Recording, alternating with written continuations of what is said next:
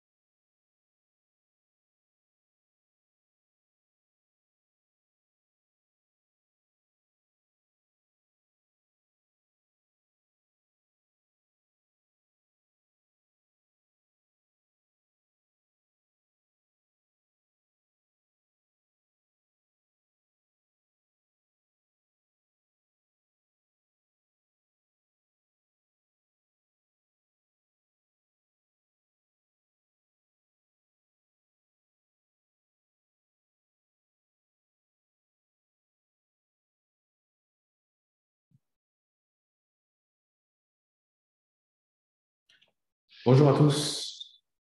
Pour ceux qui viennent d'arriver, je m'appelle Alexandre Lafilippe, je travaille au EU Lab, qui est membre du Hub Edmo Belux. Edmo est l'Observatoire européen des médias numériques. Et nous travaillons notamment chez Edmo Belux à la question de la désinformation dans l'espace à la fois de la Belgique et du Luxembourg, un espace qui est multilingue, comme vous le savez tous. Dans le cadre de Edmo Belux, nous organisons régulièrement des webinaires comme aujourd'hui, où nous mettons en avant les différentes initiatives et les différents partenaires qui contribuent à la recherche sur le phénomène de la désinformation sur le territoire de la Belgique et du Luxembourg. Et c'est dans ce cadre-là qu'aujourd'hui, nous recevons, et nous sommes ravis d'avoir avec nous le projet Crossover, qui est un projet européen, et les différents représentants de Check First, qui est un des partenaires de ce projet. Ils reviendront vers vous pour expliquer exactement ce qu'est le projet, pour présenter leur dernière étude à titre de notification, note de la rédaction, comme on dit en écrit. Lab est un partenaire du projet Crossover, un projet que nous connaissons bien. Et nous sommes ravis qu'ils aient accepté de partager avec eux, avec la communauté, leurs connaissances sur eux. En termes de petites règles de savoir-vivre ensemble, nous allons assister à la présentation du projet. Nous avons ensuite la capacité de poser plusieurs questions aux partenaires de ce projet. En ce qui concerne les questions, nous n'allons pas utiliser la chatbox de Zoom, mais nous utiliserons Slido. Comment fonctionne Slido? C'est très simple, vous allez sur slido.com et vous tapez Edmo Belux. Vous pouvez le faire maintenant déjà, comme ça ce sera déjà fait, et si vous pouviez nous indiquer dans quel secteur vous travaillez, nous ayons une petite idée d'à qui nous avons affaire aujourd'hui et de pouvoir éventuellement adapter les questions, cela serait très utile. Nous avons quelques académiques quand je vois les participants dans la salle, donc n'hésitez pas à remplir. Je vois qu'il y a également des journalistes et des têtes connues, donc cela nous permet d'avoir un petit peu tout ça, comme ça tout est prêt pour pouvoir directement poser vos questions et nous les prendrons à la fin de la présentation. Comme convenu, nous avons donc avec nous aujourd'hui plusieurs représentants du projet Crossover, et je laisse tout de suite la parole à Guillaume, Nelly et Amaury pour la présentation Crossover. C'est à vous pour 25 à 30 minutes. Merci beaucoup Alexandre, bonjour à toutes et à tous. Je m'appelle Guillaume Custer, je travaille à CheckFirst, qui est une entreprise basée en Finlande, qui est spécialisée dans les méthodologies et les logiciels pour aider les institutions et les organismes, les acteurs qui luttent contre la désinformation. Nous sommes membres du projet Crossover. En ce qui me concerne, j'étais journaliste une vingtaine d'années pour des médias de service public, essentiellement en France. Et je passe le micro à Nelly pour qu'elle se présente. Bonjour à tous, moi je suis Nelly Pailleux, cofondatrice de Check First également. Je suis journaliste de formation, j'habite en France et je fais essentiellement de la recherche et de l'analyse dans le cadre de ce projet. en compagnie d'Amaury, que je vais laisser se présenter aussi. Bonjour, je suis Amaury, je suis le CTO de CheckFirst et je suis le lead développeur pour le projet Crossover. Je suis là pour répondre à vos questions techniques. Merci à tous les deux. Donc, on va vous parler du projet Crossover, qui est un projet qui est financé par l'Union européenne et qui regroupe 4 partenaires que je vais vous présenter dans un instant, y compris le UDIS InfoLab. Il faudrait simplement, voilà, c'est fait, que je puisse vous montrer la présentation en elle-même. Donc, le projet Crossover, c'est un projet qui a démarré l'an dernier et qui a pour but de surveiller les grandes plateformes dans un domaine spécifique qui est une grande partie de leur activité, c'est-à-dire les algorithmes de recommandation de contenu. Quand vous tapez quelque chose sur Google, par exemple, ou dans Facebook ou sur YouTube, on va vous recommander des choses sous la forme de, on y reviendra, résultats de recherche ou simplement en ordonnant les contenus. Et ce sont des machines qui font ça et qui vont le faire en fonction d'informations que les plateformes ont ou pas sur vous. Donc le but du jeu de Crossover, c'est de faire de la veille. Une grande partie de cette veille se fait de manière automatisée. Le projet en tant que tel nous a amené à publier notre première enquête il y a quelques jours, qui est intitulée « Les algorithmes de YouTube sont-ils accros aux médias d'État ?» Et on va vous inviter pendant les 20 minutes à suivre, à suivre le fil de cette enquête et à voir ce qui s'est passé, notamment en regard des conséquences de la guerre entre la Russie et l'Ukraine, et sur l'action de l'Union européenne après l'interdiction de RT France, qui a été un moment fort. Alors, entre autres, médias qui ont été interdits par la Commission, qui a été un des moments forts de l'action européenne avec un impact direct sur les contenus qui étaient visibles par les citoyens européens. Le projet en lui-même, il regroupe plusieurs compétences. UDIS InfoLab qu'on ne présente plus, qui est sur la place de Bruxelles et plus largement en Europe depuis quelques années déjà, qui produit des investigations et qui fait également, qui organise une conférence et des sessions et qui se fait le porte-voix aussi de la communauté auprès du politique pour pouvoir tenter de donner de bons conseils aux régulateurs et puis à ceux qui écrivent la loi. CheckFirst nous-mêmes, on vient de se présenter, méthodologie et logiciel. Apache, c'est un média néerlandophone, un média d'investigation qui est en charge dans le projet Crossover d'apporter ses savoir-faire d'investigation à partir des données brutes qu'on leur sert dans les observations qu'on peut faire. Savoir et devenir est une association française d'éducation aux médias qui, elle aussi, va s'appuyer sur les conclusions et sur les avancées que nous avons pu faire dans le projet pour pouvoir communiquer des bonnes pratiques au grand public et à d'autres. Ce qu'on fait dans le projet, c'est qu'on s'intéresse à ces plateformes-là. Les plus grosses plateformes aujourd'hui sur le territoire de la Belgique, on a une limite géographique. On a choisi de s'intéresser au territoire belge pour pas mal de raisons pour un premier projet de ce type-là. D'abord parce que c'est un pays d'une taille intéressante, qui est ni trop grand ni trop petit pour ce type de projet-là, qui a la particularité de comporter 3 langues, mais dont 2 principales, le français et le flamand, et d'être l'objet aussi d'influences extérieures assez nettes de ses voisins aux Pays-Bas et en France.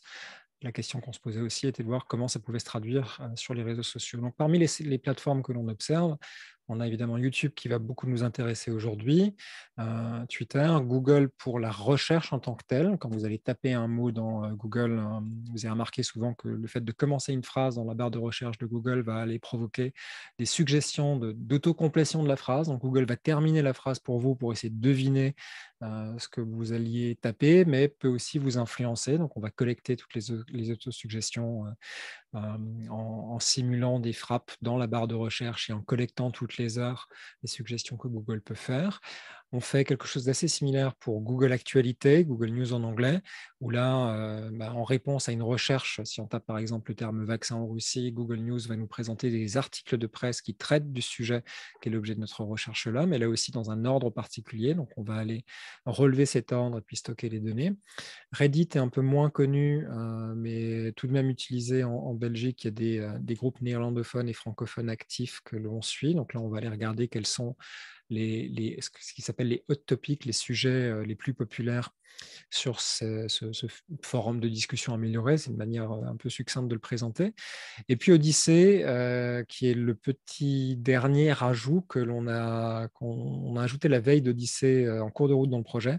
C'est une espèce de plateforme de diffusion de vidéos sans filtre. Donc imaginez-le comme un YouTube sans règles de modération de contenu, qui est un repère assez prisé des conspirationnistes et autres diffuseurs de nouvelles douteuses, on va dire. Donc voici ce qu'on observe sur le territoire de la Belgique, et particulièrement la manière dont les algorithmes de recommandation présentent des contenus aux utilisateurs. On ne s'intéresse pas à la manière dont fonctionnent les algorithmes. Nous, ce qui nous intéresse, c'est le résultat. Qu'est-ce qu'on va voir quand on tape vaccin dans YouTube? Quelles sont les premières vidéos qu'on va nous montrer? Et cela, on va l'appliquer à une liste, une trentaine de mots en français et en flamand, prédéterminés dans un comité éditorial au sein du projet Crossover. On a décidé ensemble des termes qui étaient les plus intéressants. Donc, on a eu beaucoup sur la pandémie, puis la guerre en Ukraine a commencé pendant le projet. Donc, on a suivi également des termes comme Ukraine, Donbass, Russie, etc. Et on va aller s'intéresser aux résultats sur ces différentes plateformes. Il y a 3 grands groupes d'algorithmes de recommandation. Il y a celui qu'on vient d'évoquer. Quand on tape un terme de recherche dans une barre, on va avoir des résultats classés dans un certain ordre. Certains résultats apparaîtront, d'autres non. C'est un acte de recommandation qui est généré par une machine. Vu les volumes traités par ces plateformes-là, c'est évidemment entièrement automatisé. Le deuxième groupe de recommandations, c'est lorsqu'on a on va aller cliquer, on va interagir avec un contenu, et là, on verra d'autres contenus qui, là encore, seront classés, triés et présentés avec une expérience différente pour chaque utilisateur. Puis en fait, enfin, il y a le simple fait de se promener sur une plateforme. Un exemple de ça, par exemple, ce sont les trending topics ou les tendances sur Twitter, où lorsqu'on va aller sur twitter.com/trends, on va aller voir ce qui est supposé être les sujets ou les hashtags les plus populaires. On s'est rendu compte pendant la recherche d'ailleurs que ce n'était pas forcément toujours le cas et que les résultats n'étaient pas toujours les mêmes selon l'endroit d'où on allait consulter cette page-là, mais c'est là encore une illustration d'un algorithme de recommandation. Aujourd'hui, on va s'intéresser à YouTube et particulièrement aux effets de l'interdiction de RT France. Donc juste en guise de préliminaire pour vous expliquer ce qu'on fait et pour vous donner un mot de méthodologie sur les données qu'on collecte dans YouTube, on va aller effectuer une recherche à partir de cette liste de mots-clés qu'on a prédéterminée pour chacun de ces 30 mots. On va aller lancer une recherche différente et on va aller collecter les 24 premiers résultats. On a une liste de 24 vidéos qui apparaît. Il y en a plus, ça peut aller à l'infini si on continue à faire défiler la page sans s'arrêter, mais on s'arrête aux 24 premiers qui sont ceux que le plus grand nombre peut voir sur YouTube. On va enregistrer toutes les métadonnées de ces vidéos, c'est-à-dire le titre, la description, le nombre de vues, la date de publication, la chaîne qui a publié cette vidéo, et on met ça de côté dans une grande base de données. Et une fois que cette première étape est faite, on va cliquer sur chacune de ces 24 vidéos à tour de rôle. Et à chaque fois qu'on va cliquer sur une de ces vidéos, on va avoir une liste de lecture automatique. Vous avez déjà remarqué lorsque vous utilisez Google et YouTube particulièrement, que lorsque vous visionnez une vidéo, vous allez jusqu'à la fin de la vidéo, la suivante part toute seule et vous pouvez rester comme ça pendant des heures et des heures sans aucune interaction de votre part et laisser YouTube faire votre programme et décider pour vous finalement de ce que vous allez voir après la vidéo que vous avez choisi de voir au départ. Donc, une fois qu'on a cliqué sur, on va dire, le premier résultat des 24 résultats, on va aller enregistrer les 20 vidéos recommandées qui sont dans la liste de recommandations, dans la liste de lecture automatique pour cette vidéo, et on répète l'opération pour chacun des 24 résultats de recherche qu'on a émis. Donc, ça fait beaucoup de données qui sont collectées. Là encore, à chaque fois, on va collecter le titre, la description, le nombre de vues, etc., etc. Et on consigne tout ça dans une base de données. Ces résultats sont consignés 2 fois par jour. On fait ces recherches sur chacun des 30 termes de recherche prédéterminés 2 fois par jour. Et on observe les résultats dans un deuxième temps. Donc, pour vous raconter spécifiquement ce qui s'est passé depuis le début de la guerre, et particulièrement au moment de l'interdiction de publication et de diffusion de RT France, je vais passer le micro à Nelly Payeux. Merci Guillaume. Oui, alors effectivement, donc pour remettre un petit peu l'enquête dans son contexte, donc le 24 février, Vladimir Poutine déclare l'invasion de l'Ukraine, ce qui donne le ban de Russia Today et des médias d'État Russia Today et Sputnik par l'Union européenne au 1er mars. Un ban qui avait été d'ailleurs annoncé quelques jours auparavant, le 27 février, par Ursula von der Leyen pendant un discours où donc elle affirme que l'Union européenne est en train de développer des outils pour interdire leur désinformation toxique et nuisible en Europe. Concrètement, qu'est-ce que ça veut dire techniquement de bannir ou en tout cas d'interdire de diffuser Russia Today et Sputnik? Ça veut dire que les utilisateurs dont l'adresse IP est géolocalisée en Union européenne ne peuvent plus accéder au contenu de Russia Today ou de Sputnik que sur les réseaux sociaux. Et je me dois de préciser aussi que le ban s'applique également aux diffusions télévisées.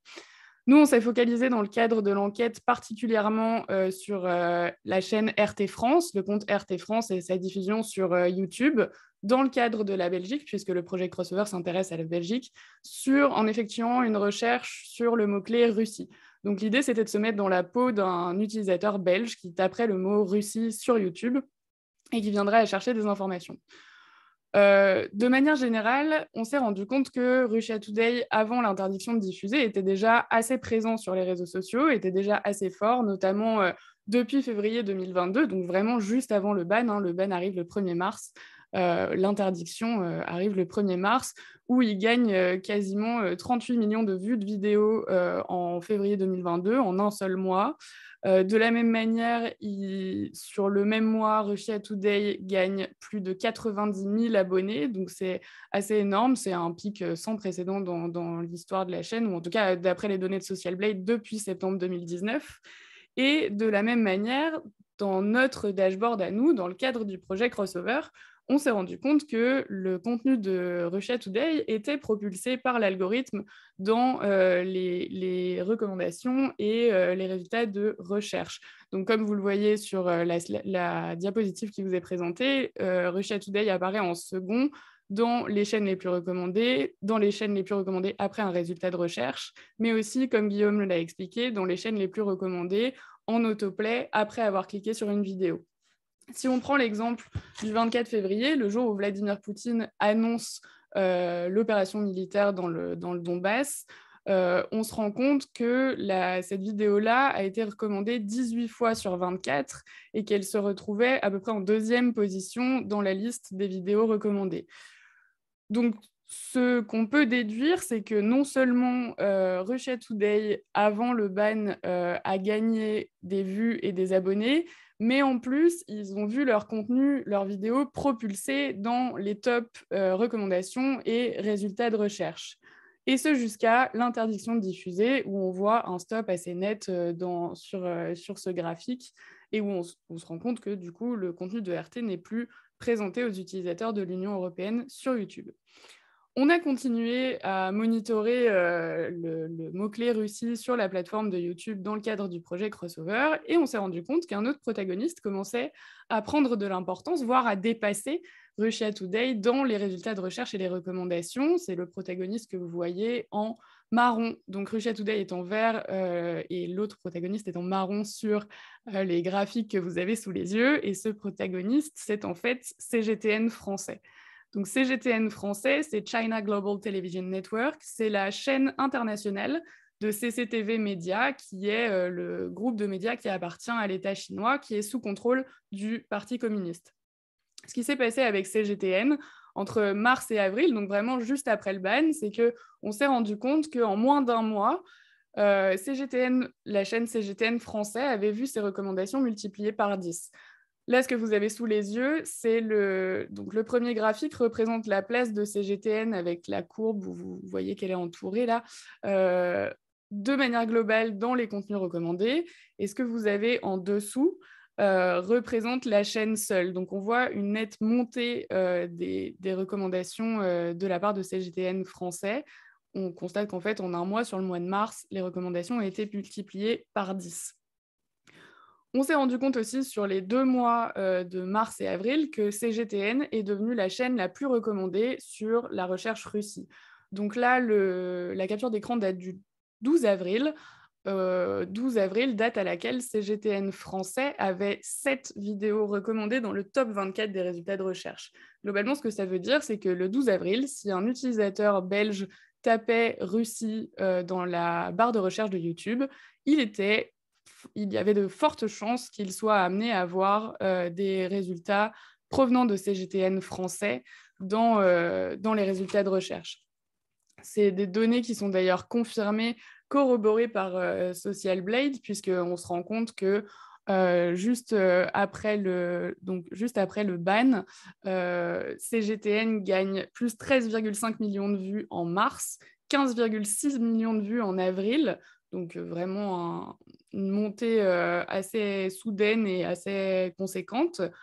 41 000 abonnés en mars également. Donc non seulement CGTN a gagné en visibilité, c'est le même schéma, c'est-à-dire que non seulement CGTN gagne en visibilité et en audience, mais son contenu se retrouve également propulsé à l'avant des recommandations et des résultats de recherche.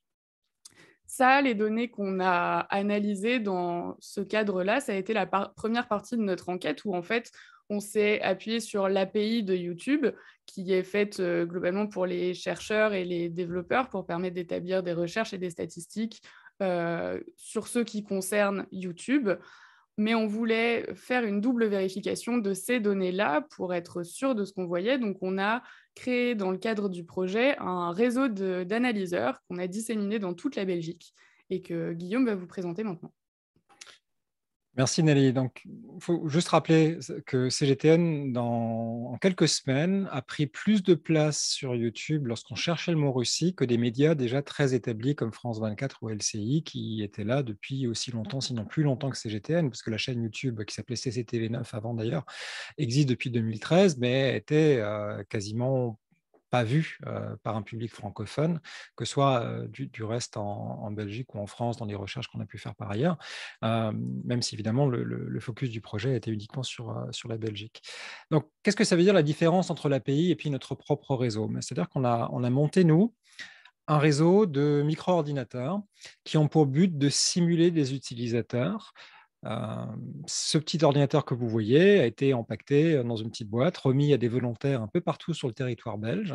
Et ces ordinateurs sont branchés sur le modem, sur le routeur, l'arrivée d'Internet dans la maison, si vous voulez, à des adresses résidentielles. Ce que font ces ordinateurs, c'est qu'ils vont aller simuler un utilisateur.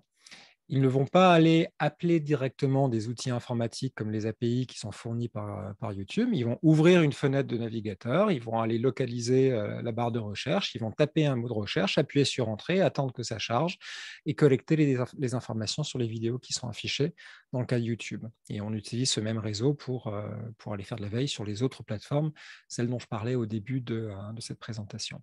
Donc ces mini-ordinateurs sont répandus aussi bien en Wallonie qu'en Flandre et effectuent dans les deux cas des recherches en français et en flamand, toujours à partir de cette liste d'une trentaine de mots-clés, dont le mot Russie fait partie, mais on a également par exemple le mot Donbass ou vaccin ou Covid, etc., etc. Et c'est de la veille fréquente. C'est-à-dire qu'on va aller, dans le cas de YouTube, encore une fois, collecter ces informations 2 fois par jour, au même rythme que les informations qu'on collecte auprès des outils officiels, entre guillemets, donnés par YouTube. Et ce qu'on a remarqué, c'est que non seulement les données sont corroborées par notre propre réseau, mais elles sont significatives, parce que ce que vous voyez ici, pour cet exemple toujours du 12 avril, sur 5 simulateurs différents, on voit que les contenus de CGTN français ressortent beaucoup plus que d'autres acteurs bien établis. On parlait de France 24, d'LCI tout à l'heure. Vous pouvez remarquer que si on regarde à la date du 12 avril à Hainaut, la première ligne du tableau, on a 7 vidéos sur 24 de CGTN français pour la recherche Russie, alors que France 24 n'en a que 3. LCI n'en a que 3. Europe 1 n'en a que 2 retenus par l'algorithme de recommandation. Pourtant, ces chaînes-là, ces médias traditionnels sont très établis. Leur volume de production n'est pas dissimilaire de ce que peut faire CGTN. Et on voit que ce phénomène est répété sur l'ensemble du territoire belge, sur l'ensemble de notre réseau d'analyse. Donc, on part de quasiment rien avant la guerre, où CGTN n'apparaissait même pas forcément dans les résultats de recherche, à une prédominance sur ce terme Russie. Donc encore une fois, si vous étiez en Belgique le 12 avril et que vous tapiez Russie dans YouTube, vous aviez de fortes chances de voir des contenus CGTN, en tout cas sous forme de vignettes dans les résultats de recherche. Évidemment, on s'est posé des questions. Ces questions-là, on les a posées directement à YouTube sous la forme d'un email envoyé le 18 mai dernier où on a présenté le projet, on a présenté sommairement les résultats de ces recherches et on leur a demandé pourquoi c'était le cas. Pourquoi est-ce que tout d'un coup CGTN passe de quasiment rien à beaucoup de recommandations. À ce jour, nous n'avons pas eu de réponse de la part de YouTube, ce qui ne nous a pas empêché de publier les résultats de cette enquête et en français et en anglais. Les liens vous seront communiqués ultérieurement si vous ne les avez pas encore, si vous avez envie de fouiller les détails de cette enquête. Ce qui nous interroge à l'issue de cette première enquête du projet Crossover, c'est une série de questions. La première, c'est de se dire, OK, les recherches qu'on a faites, on le fait de manière quasi anonyme. C'est-à-dire qu'on ne va pas créer un faux profil YouTube avec un historique de consultation lorsqu'on va aller taper les termes de recherche dans YouTube. À chaque fois qu'on fait une recherche, on repart de zéro. C'est comme si on créait un nouvel utilisateur. Hop, on crée un humain, pouf, qui est devant un ordinateur et qui va taper Russie. Donc, on est frais par rapport à YouTube. C'est comme si on utilisait YouTube pour la première fois. Et malgré ça, on se retrouve avec cette prédominance de CGTN. Donc, pourquoi est-ce que c'est le cas? Deuxième question, comment se fait-il que CGTN français ait aussi rapidement, en l'affaire de quelques jours, pris autant d'importance et finalement pris la même place que celle qu'occupait RT France avant l'interdiction de diffusion de publication d'RT France? Et enfin, ça, on l'a fait avec un réseau de 7 ordinateurs répandus sur le territoire belge. Est-ce qu'on verrait d'autres choses? Est-ce notre attention serait attirée vers d'autres phénomènes avec un réseau plus dense en Belgique? Est-ce qu'on verrait d'autres choses encore si on étendait ce réseau dans d'autres pays ou à l'échelle du continent européen? En d'autres termes, est-ce que finalement surveiller et mener des enquêtes là où personne d'autre ne les fait, puisqu'à notre connaissance, personne n'utilise un réseau d'analyseurs de ce type-là pour simuler vraiment depuis des adresses résidentielles la consultation de ces plateformes-là, est-ce que ça ne vaut pas le coup de le faire? On pense que oui et qu'il faut continuer à le faire.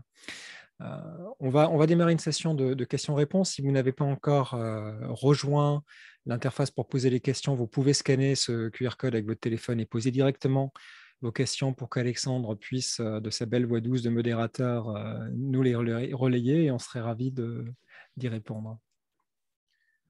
Merci Guillaume et merci pour cette présentation vraiment assez fascinante sur comment, quelque part, les conséquences d'une décision politique, pour une fois, ont pu être observées à un tel niveau et de voir qu'est-ce qui se passe quand on touche à la structure même de la diffusion de l'information et qu'un acteur disparaît, quel autre acteur prend sa place. En attendant que les questions arrivent, je vous encourage vraiment à poser vos questions via slido.com et d'utiliser le tag Edmobelux pour pouvoir directement poser votre question. Je vais désactiver le sondage, comme ça ce sera plus facile peut-être pour vous pour poser la question directement. En attendant, j'ai moi aussi quelques questions pour vous, Guillaume. C'est comment vous avez vu ces résultats qui amènent cette prédominance, on va dire, de CGTN, de la télévision d'État chinoise. Comment vous expliquez le fait que vous avez pris le mot-clé Russie et le mot-clé Ukraine? Et puis après, on passera sur la première question. Merci Alexandre. L'idée de départ, quand on a démarré le projet, c'était d'utiliser une liste de mots-clés neutres. C'est-à-dire que quand vous commencez à qualifier vos recherches en y adjoignant un adjectif ou une expression, une phrase plutôt qu'un mot de recherche, il y a un risque de biais et d'orientation des résultats de recherche. Pour vous donner une idée de contexte, on a démarré le projet avant la guerre. Avant la guerre, l'autre événement mondial qui marquait les esprits, c'est la pandémie. Imaginez-vous devant YouTube, si vous tapez une question, par exemple, le vaccin est-il efficace? Vous orientez la recherche. Si vous ne tapez que le mot vaccin, vous êtes relativement neutre et vous laissez l'algorithme vous suggérer des contenus. Ce qui va être intéressant pour nous, ça va être d'observer quelle est la nature de ces contenus suggérés. Est-ce qu'en mettant vaccin, on va voir plutôt des contenus pro-vaccination ou plutôt des contenus anti-vaccination, voire conspirationnistes, comme on peut le voir parfois sur YouTube.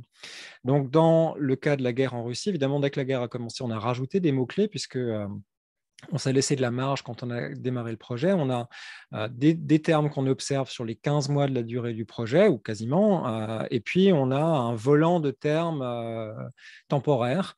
Donc on s'est laissé de la capacité pour pouvoir étudier les effets de quelques recherches, et on a pu ajouter Donbass, Donetsk, Russie, Ukraine, Kiev, Moscou, ce genre de choses, pour voir quelles étaient la manière la plus neutre possible des contenus qui étaient suggérés par l'algorithme et s'ils étaient teintés. Merci. Et les premières questions commencent à arriver. Je vais prendre cette question un petit peu sur la question on va dire du contenu. Je prends la question de Marie. Bonjour Marie, qui est à l'AFP, qui travaille sur le territoire belge.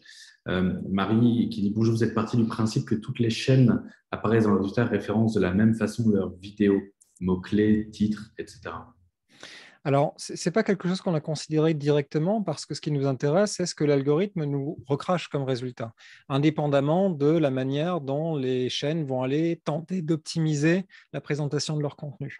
Après, effectivement, ça ne nous interdit pas de nous poser des questions sur est-ce que finalement on voit plus CGTN parce qu'ils sont meilleurs pour taguer leurs vidéos ou les présenter.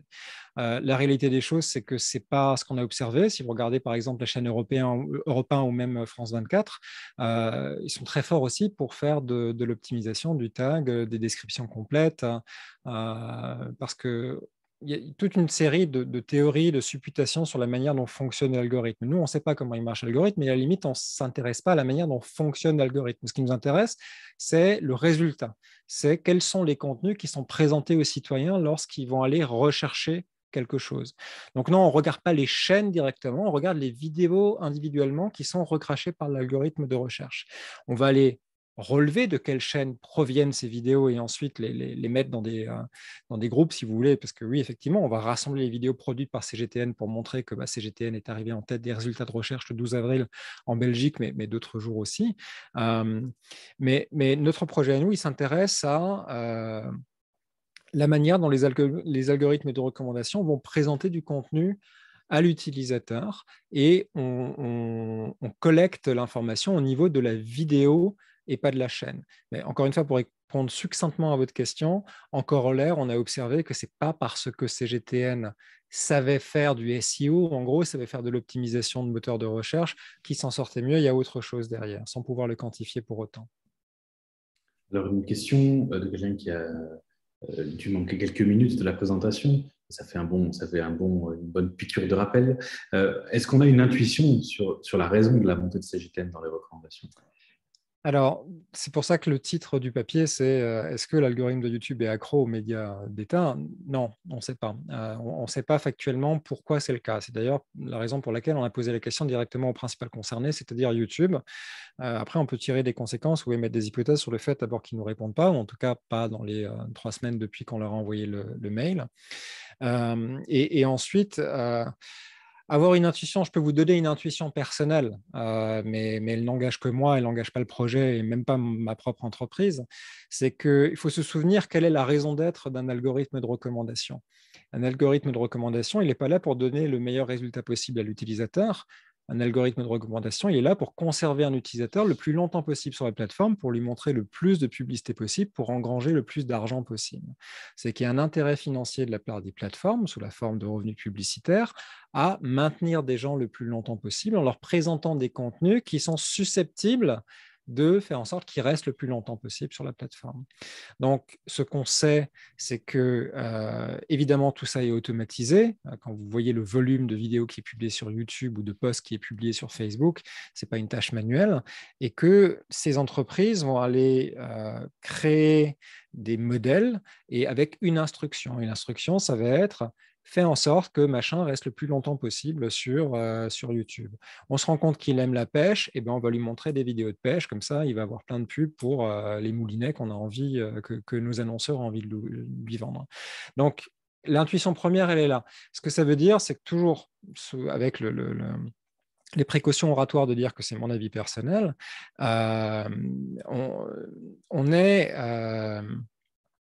on est tributaire de la manière dont fonctionnent ces algorithmes, mais ce qui nous intéresse encore une fois, c'est l'observation. L'originalité du projet, si vous voulez, c'est qu'on va aller collecter des données précises à grande échelle. Auparavant, avant un projet comme Crossover, lorsqu'un chercheur trouvait une anomalie dans un résultat de recherche et le soumettait à YouTube, la réponse généralement, et je parle sous couvert d'Alexandre puisque ce sont des choses qu'ils ont déjà fait chez Ulysse Infolab, ils vont vous dire, oui, non, mais attendez, c'est un cas isolé, vous ne pouvez pas généraliser à partir d'une observation que vous avez faite vous-même, c'est beaucoup plus compliqué que ça, puis en plus, c'est des trucs informatiques, vous ne comprenez rien, enfin, c'était assez... pas condescendant, mais presque. Là, ce qu'on fait avec Crossover, c'est qu'on collecte des données qui sont opposables. C'est qu'on dit, attendez, à telle date, lorsqu'on était à Anvers, on s'est rendu compte en tapant en Russie qu'il y avait 7 vidéos sur 24 qui provenaient d'une chaîne contrôlée par le Parti communiste chinois. Comment ça se fait? À telle date, à tel endroit, il s'est passé telle autre chose. Et tout ça est documenté. D'ailleurs, c'est public. Vous pouvez aller consulter ces données de manière très fine sur chacun des analysateurs sur la période considérée. Il suffit d'aller sur Dashboard, tableau de bord en anglais, dashboard.crossover.social, et vous aurez tout le loisir d'aller voir pour chacune des plateformes sur laquelle on exerce de la veille, quels sont les résultats qu'on a pu collecter. Donc, nous, notre boulot, ce n'est pas de former des intuitions à partir des résultats qu'on observe, hein, même si on peut en avoir, on ne s'interdit pas d'en avoir, mais la tâche principale du projet, c'est de collecter des données qui sont une photographie d'une situation du point de vue de l'utilisateur de ces plateformes-là. Alors, merci pour cette très très longue réponse. Je voudrais passer sur la question de Étienne, Étienne qui est au German Marshall Fund et qui étudie les questions d'interférences étrangères. Est-ce qu'on a des idées sur pourquoi les vidéos sur la Russie ont plus de vues que les autres vidéos de citoyens français? Alors là, on va un peu recontextualiser. Parce que si on regarde l'ensemble des vidéos qui sont produites par la télévision d'État et politique chinoise, on se rend compte que le nombre de vues est beaucoup plus élevé sur celles qui concernent la Russie que sur d'autres sujets qui sont aussi d'importance pour les médias d'État chinois. Alors, de la même manière qu'on n'a pas forcément de réponse scientifique à apporter sur la question précédente, je ne pourrais pas vous répondre sur la raison pour laquelle les vidéos sur la Russie sont produites par CGTN sont plus vues. On constate ce qui s'est passé. On constate que lorsqu'on tape Russie, on voit plus de CGTN que de France 24. En revanche, on constate aussi que lorsqu'on tape vaccin, on voit quasiment rien de CGTN. Lorsqu'on va taper Covid, on voit quasiment rien. Comme si les questions du vaccin du Covid étaient bizarrement moins traitées par le média d'État chinois. Donc, ces questions-là sont des questions qu'il faut poser à YouTube. Et ce qui permet d'ouvrir un autre débat aussi, c'est l'importance d'une éditorialisation quasiment de fait de ces algorithmes automatiques de recommandation de contenu et de se poser la question du rôle du régulateur et du politique. Est-ce que ces algorithmes ont une telle influence sur la société qu'il faut mettre des barrières, qu'il faut mettre des garde-fous? C'est la position qu'on défend. Nous, on n'est pas là pour émettre des intuitions, pour savoir pourquoi les vidéos, mais on est là pour rappeler qu'il faut poser la question à YouTube et qu'on a le droit d'attendre une réponse et que s'ils ne répondent pas, c'est problématique et ça doit pousser à une régulation. On rappellera d'ailleurs que je pense que CGTN a une convention de diffusion avec le CSA en France, hein, si je ne me trompe, pour être diffusé sur les bouquets français. Donc il y a aussi normalement des obligations de pluralité, en tout cas j'imagine, dans les obligations de diffusion et de contenu des vidéos qui sont en tout cas diffusées sur le réseau hertzien en France. Quelle est la nature des vidéos CGTN, un petit peu pour faire le lien avec ce qu'on vient de dire sur le contenu? Est-ce que le projet a regardé un petit peu, en matière de narratif, comme on dit souvent, de quoi parlent ces vidéos en fait? Alors non, ce n'est pas une des priorités du projet que d'étudier les fils narratifs des vidéos ni la tonalité des vidéos. Nous, on se contente de regarder quels sont les acteurs, quelles sont les vidéos qui sont proposées, quels sont les acteurs. Après, effectivement, vous pouvez, et c'est le rôle d'un projet comme celui-ci en ayant un tableau de bord public, étudier les données et tirer vos propres conclusions. Mais la mission du projet n'est pas de tirer des conclusions sur la nature. En revanche, on a aussi des partenaires dans le projet. Si vous vous souvenez du début de la présentation, on a Apache notamment, qui est un média d'investigation néerlandophone, qui va mener ses propres enquêtes à partir des données qu'on leur fournit. Mais en ce qui nous concerne à CheckFirst, on fournit les données. Merci Guillaume. D'ailleurs, je précise que si vous commencez à vous balader sur les dashboards de YouTube et sur les analyseurs, vous verrez qu'en matière de fil narratif, il y a des choses assez intéressantes par rapport à des narratifs qui sont beaucoup plus importants pour les médias chinois, comme ce qui peut se passer au Xinjiang ou avec les minorités ouïghours, par exemple. Donc, on vous encourage à jeter un œil. C'est déjà très intéressant en termes de résultats de recommandation. S'il n'y a pas d'autres questions, puisque c'est un peu une question, merci Tatiana du Conseil supérieur de l'éducation aux médias pour cette question qui est un peu une question qui permet de faire en anglais un wrap-up, en français on dirait un rassemblement ou un récollement un petit peu des hypothèses de réponse et des hypothèses de questions même que ça ouvre. Donc Guillaume, cette enquête est publiée. Merci pour ce travail qui permet d'un peu éclairer, en tout cas, certaines des conséquences de la recommandation d'informations sur YouTube. Est-ce que il y a plusieurs questions, il y a plusieurs réponses qui s'ouvrent. Quelles sont un petit peu les prochaines étapes pour essayer de continuer à éclairer la lanterne et à avancer sur ce chemin? Alors, précisément, c'est d'avancer dans un tunnel très sombre avec une lanterne. C'est l'idée du projet Crossover, c'est que le travail qu'on fait, à notre connaissance, personne d'autre ne le fait de cette manière-là. Le fait de déployer un réseau d'analyseurs ou de mini-ordinateurs de simulation d'utilisateurs à des adresses résidentielles, donc pour vraiment donner un point de vue de citoyens, c'est la caractéristique de ce projet-là et c'est l'innovation qu'on apporte. Quand je dis qu'on avance dans un tunnel sombre avec une lanterne, c'est qu'on peut révéler des réalités qui ne sont pas visibles par une autre manière. C'est qu'on peut voir, il y a eu d'autres études qui sont parues sur la manière dont les médias chinois tentent de s'imposer dans le paysage des réseaux sociaux. Là, on le fait par le prisme de la consultation directe par l'utilisateur. Donc, on va fouiller dans un recoin qui n'est pas exploré par ailleurs. Donc, oui, une des questions qu'on a, c'est est-ce qu'un réseau de veille plus dense ou plus important pourrait apporter plus de résultats? Par définition, oui. Nous, ce qui nous intéresserait beaucoup, c'est d'étendre l'expérience sur d'autres territoires, notamment à des moments sociétaux forts, comme des élections, par exemple, ou d'autres événements qui ont tendance à mobiliser la population, qui sont aussi des rendez-vous de diffuseurs de mésinformation, de désinformation, même si...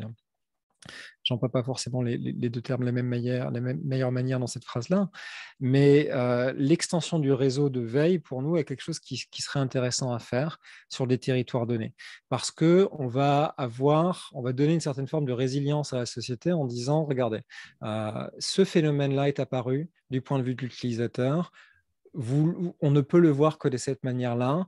Ça doit nous amener à interroger, à interpeller les plateformes sur leur modération, sur la manière dont ils vont aller mettre les contenus en avant.